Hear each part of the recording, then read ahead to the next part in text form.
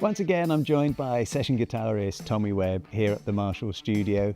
Tommy is a great guitarist, does a lot of work here with the Marshall record label, and when he's not playing with Marshall artists and other artists, Tommy is also a guitar teacher and a fan of the Rock School graded exams. I think you've got a couple of grades yourself you took. Yeah, 6 and 8. 6 and 8, yeah, you see, no messing about there, just doing 6 and 8. That shows you how good Tommy is. So it's really nice to have been working with him today, finding tones.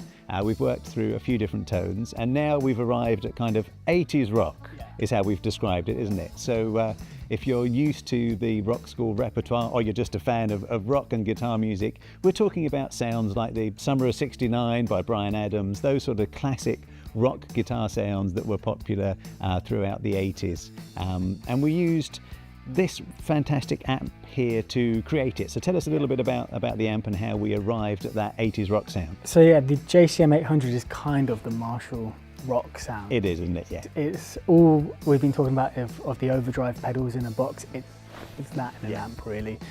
So yeah, if you want the rocky sound, it's going to be from this. It's got the master channel as opposed to the other two amps, and that allowed us to turn the preamp up and keep the master low, meaning we could really drive it and get that distortion without it being, you know, taking up the whole room with volume. In terms of bass, mids and trebles, the bass and the mids were pushed a bit past 12 o'clock to give it that warm sound. We weren't really trying for a harsh rock sound. It was quite smooth and melodic and a lot of sustain.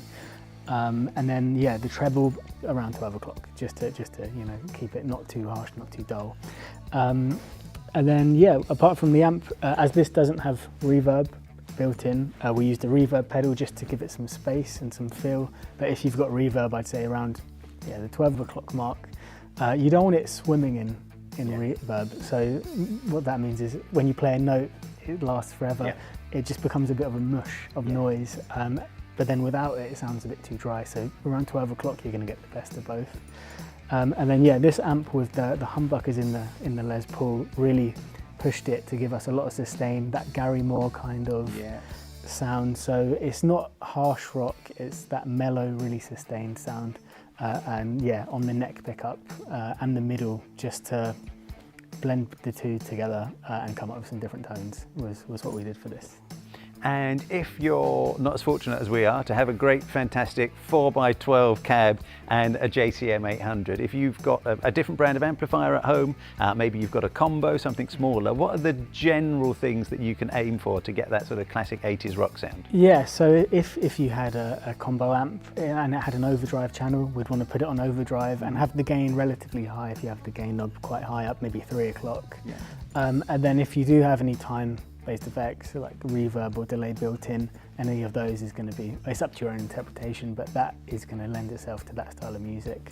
And then yeah, as we said with the EQ, just keeping it, everyone's got their own taste, but around that middle mark is going to be pretty good for the type of music. And every amp is different. I mean, we had, I think, 3 JCM 800s that we switched around between today, and each one of those 3 was different. So your amp at home is going to be a little bit different, and even if you've got one of these at home and you're playing around trying to find that sound, it'll also be slightly different. So use your ears, experiment, adjust the tone. If you've got an overdrive channel, as Tommy said, you crank that one up. If you've got a preamp and a master, more pre, less master, unless you want to upset the neighbours, will get you pretty close. Let's have a little think about what we did with the guitar. So yeah, with the guitar, we chose the Les Paul again, just as it's got the humbuckers, it gives that really smooth, sustained sound, which you can get from a Strat, but a lot easier with a Les Paul or humbuckers. And I chose to go for the middle. Just as the bass, we had quite a lot, the amp, we had quite a lot of bass in it. I didn't want it too muddy.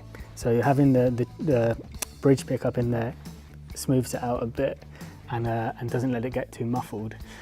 If you do have a Stratocaster, would you also go with the neck, or would you do the sort of that in-between out of phase? Yeah, so I would go with the neck. I think with the out of phase, it loses quite a lot of its body. so leaving it on the neck. But in the style, it's very common to flick between. If you're soloing or playing, it doesn't have to stick just on one sound. So for a lot of the sweep picking stuff, I'd be on the neck. Yeah. But for some of the fast shreddy stuff, maybe, or bends, you want to be on the bridge. And that's just going to change up your sound throughout the solo and add some interest to it. And then yeah, volume all the way up. If you roll it off on a high gain amp, you're going to lose some of that distortion, which you don't really want for this style of music. So everything on 10, and then the same for the tone, all on 10. Yeah, very good point. You can, during your solo, switch things up. You can switch your pickup positions up to get different sounds, and you can clean a sound up a little bit if you need to by rolling back the volume. But for that classic 80s rock sound, we just want to turn them all the way up. Yeah, everything up to 10.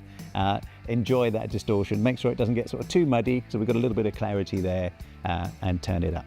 So you'll hear a little bit of that now in our 80s rock jam, as well as some just solo things from Tommy, so you can hear the tone a little bit better.